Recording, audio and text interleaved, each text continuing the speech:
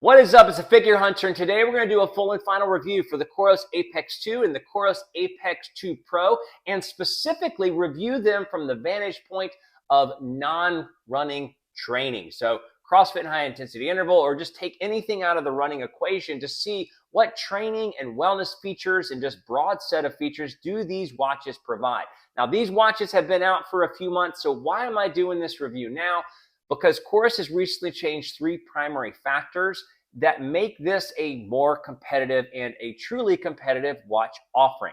Number one, they changed the app, which just cleaned up a lot of the data that made it visually useful. Specifically, the sleep analysis made that useful, which is a primary wellness component.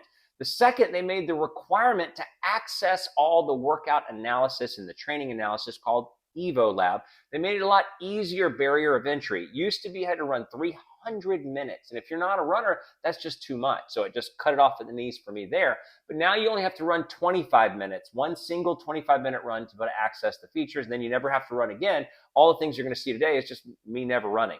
So that is a big deal. And the other primary thing that's a big deal is these pricing of these two watches. Now, the Coros Apex 2 is now $350, and the Coros Apex 2 Pro is now $450. And the only real difference between these is the casing size and dual band availability. So the ability to access two GPS satellites at the same time. So the 2 Pro is just bigger, has a longer battery life, and can access two GPS units. So what we're going to do today is we're going to look at the watches hands-on, just sort of dive into sort of the basic functionality, look at the app. Then we're going to look at the training features, sort of how does the workout look on the watch, and then what do the analysis look like on the watch and then on the app.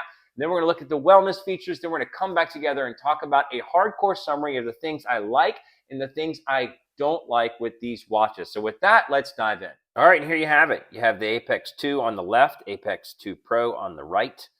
The Apex 2 is 44 millimeters of a case size. The Apex 2 Pro is 47 millimeters. The Apex 2 is actually 14.4 millimeters thick, and the Apex 2 Pro is 15.7. Neither one feels too bulky, but I test a lot of watches, so that's going to be up to you. The thing that I love about both of them is the build quality. They just feel like high quality construction. The fact that it has a titanium bezel on the a titanium bezel and then a titanium back. The fact that it has sapphire glass. I mean, sapphire glass is just gives you that peace of mind and not need a screen protector. So you get that pure benefit of a really tough watch, but both of them feel completely sleek and completely stylish. I absolutely love the black. I wish I had reversed the colors because I don't like the white, but I love this black casing all around, all day long. So if you look at the backs of each, they're both going to have the same heart rate sensor. One's, they're going to be the same size, but one's got a bigger casing. Regular charging ports, and they both come with this is actually 20 millimeters, and this is 22 millimeters. This new Velcro band, I gotta say, I do not love it. Coros has just done awesome bands in the past. Their latex bands just feel like the most comfortable bands that I have tested on watches straight out of the box. And this one is the opposite. It just does not feel comfortable. Sure, it's light. Sure, it actually doesn't hold moisture a ton, but it actually feels abrasive along the edges. I wear a lot of nylon bands, and this is just not the most comfortable to me. I do love the rotating crown. I love that it has that sort of featurette to it. People have differing opinions of that. I personally think it's fantastic. And the widgets. So you go through just different widgets of information. So you could see just basic things about the day. Some of the widgets I don't think offer the most value, like my skin temperature or the temperature of the room. That's not helpful. Kilocalories for the day. We'll look at some of these in greater detail, but you just have all your full widgets on each of the watches if you want to scroll through it. These are both touch screens, so if you actually want to scroll through information, you can just by pulling up from the bottom. For some reason, the Apex 2 has just had a little bit of touchiness. I like that it has a little haptic feedback when you do use the touch screen. I just tend to use the rotating crown. I think that is just an easy way to access information. You get this great little haptic feedback in the background. The vibration is weak on both these watches, so compared to other watches, like the Phoenix line, it's just a light vibration. So I don't find it quite strong enough for my taste. And I would say the Apex 2 Pro actually has a little bit brighter, a little bit more legibility. It's obviously bigger, but I do love this rotating crown. I love the watch faces that are built into this. We'll sort of take a dive into some of them. I just love the types of watch faces that Coros comes up with. You can preload 5. These are some of my favorite watch faces ever on a watch. Just, you know, you can change lots, but I love the features of that. When you get into the features, you have to go into a deep dive, a hold press here, and that's where you can see a lot of the other options, a lot of the other features. The mapping is fantastic. I really think it's simple. It doesn't offer any directives, so it's not nearly what Garmin offers. It doesn't compare to what Garmin offers, but it is, for this price point, it's really nice just to have, and you can scroll around. You can zoom in really easily with the crown. It's just functionally really great. If you want to go back to that setting, there you go. So HRV test, you can do this test in the morning. I should talk about that a little bit later. The compass, it just has some great basic features, stopwatch, timers, nothing sort of revolutionary in some of those things, but the mapping actually is relatively revolutionary. I really do love the touch screen. So looking at one simple function about this, the battery. Now, the battery, I really am blown away by the length of time. This is not the longest time a watch has ever gotten, but I think it is significantly long for me. So I am at 41%. This is just straight out of the box. So I haven't gone through a recharge cycle. 59% drain in 12 days. So that equates to 20 days of battery life. A caveat being you cannot adjust the brightness. So you can't control the brightness of the screen. So you don't get any option to make it brighter, which would burn down battery, which is what all the Garmin watches do, which I think is a significant factor. So to me, the screen seems a little bit dim, but they have fixed that, and it's actually better than it used to be. So battery life is fantastic, although it's with the caveat that you can't change the brightness. So that's the overview of both of these watches. If you were to get out of there, if you were to just compare them side by side, hand in hand, just super high caliber. All right, so this is the new app feature. You can just sort of see the overall functions of what it offers and provides. It's really straightforward. You have your summary of information, whether it's today's information or training longer term information. You have your activities and laundry list there. You could build, all sorts of things. It's really got a cool mapping feature if you wanted to create a route, and then your basic information when it comes to the watch or your workout library. This is where you would go to build your strength tests, your strength workouts, as well as, customize anything. If you're looking at watch faces, man, oh man, they've got some awesome watch faces. You have to load 5 at a time. They can't have more than 5 at a time, but they are continually updating this. That is a really nice feature. And it's easy to change activity screens for any of the workout profiles. We're not going to go into any of the details, but just has the ability to customize all the base level amount of things. So it's got base summary of information, list of that, ability to build workouts, and ability to control the watch, features of the watch, as well as potentially build your own workouts. All right, so you can see it's just a fully functioning, really good-looking watch. So let's talk about the most important thing is the training analysis, both using the watch during the workout as well as analyzing the data after on the watch, as well as looking at it in the app, because that is a primary function for those of us in higher level training. And now getting into training, you're just going to go into basically tap the side and get into one of the workout options. I'm just going to start this on here, so we're going to skip that, because I really do love the functionality of how you can adjust all these data screens in the app. So you can do a lap counter. You can actually add this many different fields, so 8 different fields. This is fantastic. So you can do lap counting, you can do your last lap time, your current lap time. If you want to track rounds for time, it does lock out after a period, and if it locks out, you just have to hold it down.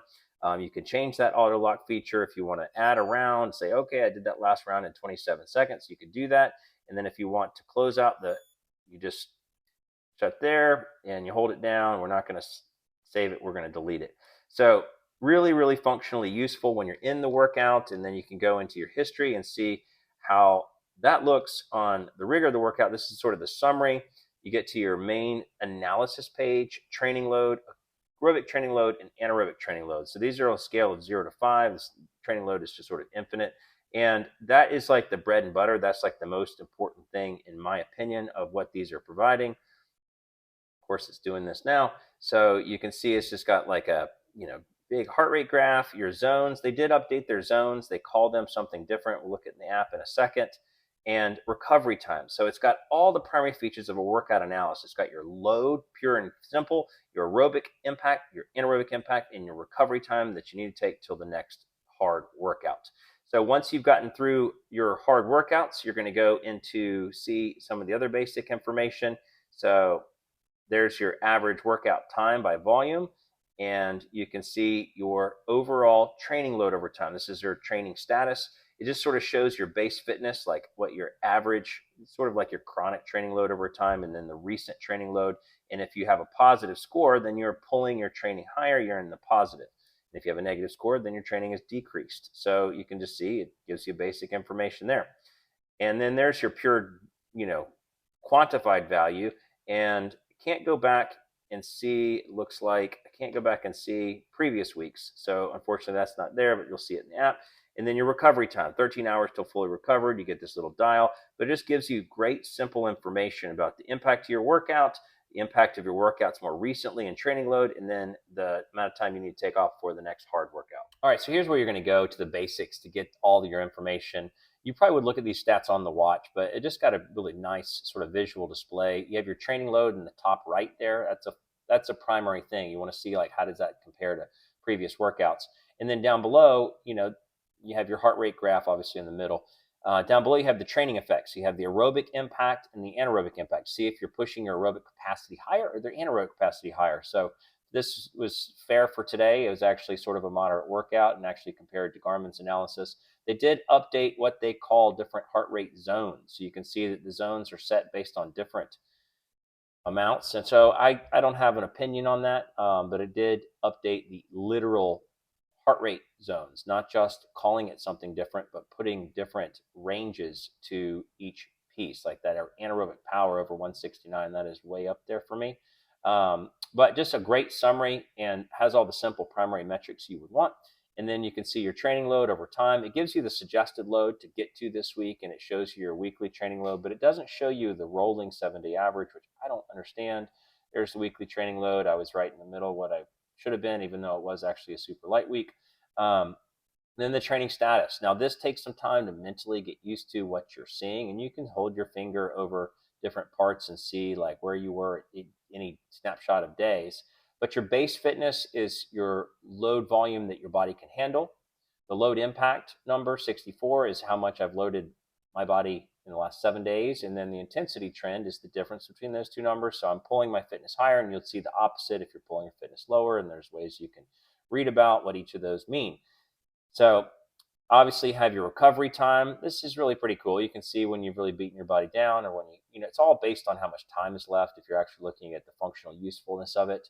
But it's actually cool that it just shows you there. I don't do running, so the running fitness test is not of importance to me, but that's the summary of the workout analysis, as well as the training features and highlights. And last, I want to look at the wellness features built into the Coros system. Now, this is one of the lightest areas that Coros offers from a value-wise. And so we're just going to dive into the two primary sort of broad wellness features and then talk about it in summary. Now, there's not as much to see when you come into your recovery or the wellness side of things. So the biggest thing is you're going to do this HRV test. You basically have to sit and relax. You hold one hand here, one hand on the dial while it's on your wrist, and it creates a circuit, and it takes 30 seconds, and it gives you an HRV value. You're supposed to do this right when you wake up. I think that's super problematic because I always forget, and therefore I had to borrow a friend's stats that you could see in a second. So that's one, and that is a super useful, I guess physiologically the best thing to do is take an HRV value when you first wake up. So it's physiologically useful, just hard to live practically. So that's one primary area that you can see for life and recovery or wellness. And then the other is just the sleep features. So there you go. Not a whole lot you can see in the app or in the watch itself, but just your sleep analysis. Let's look at the app. Okay, and the last is the wellness analysis piece, which is what I think Coros is weakest in. So they gave you the sleep. It used to be a huge eyesore when you went in to look at the sleep. And you can see now it's just so much functionally more useful. And they give you your sleep stages. And for me, just looking at health, you basically would add the two numbers of REM and deep sleep. That's your sort of like most important recovery portions of time. and you can track that mentally. I wish they totaled these things up, but at least it makes it a visually useful page. It was never, ever, ever visually useful up until now, and you can sort of see information at least to get something out of it. And the other piece is the HRV index. So the HRV index actually, if you take a daily measurement, you can see your trends over time. But even more than that, you can now transition it. You can pull this data into an app called HRV for training. And let's take a look at that. All right, so this is what the app looks like. This is not my score. This is somebody else's that I just borrowed from a friend because I have not remembered to take HRV measurements every morning. But it's actually really, really cool that you just pull that data in. So you take your measurement in the morning and then you push that middle button down below. These are just pictures, so it's not going to actually do anything. And you can see the log. You can see that you flew. He actually logged when he had alcohol, and you can see their HRV values tracked here. Or technically, that's the RMSSD. But you can see a lot of information. But the biggest thing is where you see your trends over time, whether you're red, green, or yellow. But here you can see your HRV baseline. So you can see your HRV baseline, your HR heart rate baseline, as well as coefficient of variation. So it's just really showing you more details from that one little measurement you take in the morning than Coros is going to manually provide. Here you can see a straight summary as it relates to recommended guidance based on your HRV number. So that's what I would suggest. You take your little measurement, you port it into HRV for training, and it suddenly becomes another deep dive wellness metric, wellness analysis, or wellness advice that you can take advantage of. Now, in summary, what do I actually think of these watches? I'm just going to talk about the things I love and the things that I don't love, and obviously compare them to Garmin and Polar and Apple Watch, some of the other features, some of the watches that are out on the market. So I absolutely love the build quality and look of these watches. I love that it's a titanium bezel and back and a sapphire glass. I love the sapphire glass most of all. I just think that is a fantastic high quality level at 350 or 450. That is a big deal. I love the watch faces. I do think the watch faces are some of the best watch, and they're constantly updating it. I think some of the best watch faces on the planet, on all watches that are currently being offered. I love the workout analysis, specifically the Evo Lab. I love that you can see your training load and your base fitness developing over time. And I love the recovery time. I love the aerobic and anaerobic training impact of each workout. I feel like they offer great workout analysis. I love the rotating crown. I do love that it actually has mapping, like some sort of map included on both of these watches at 350 or 450, even if it's not routable, even if it's just sort of a simple snapshot. So I love all those features about it. Now, what do I not love?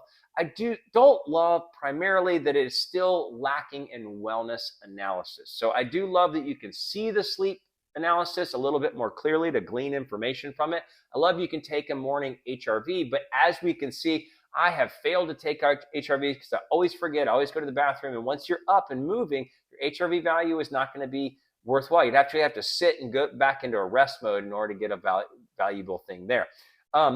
Minor things, the vibration is not that strong. I don't really love the band. The band doesn't feel, comfortable. I don't love you can't turn the brightness up any higher because it does feel like a dimmer watch, although it's way better than the Coros watches of the past, and it's way clearer than the Coros watches. It would be nicer just to amp it up just a little bit.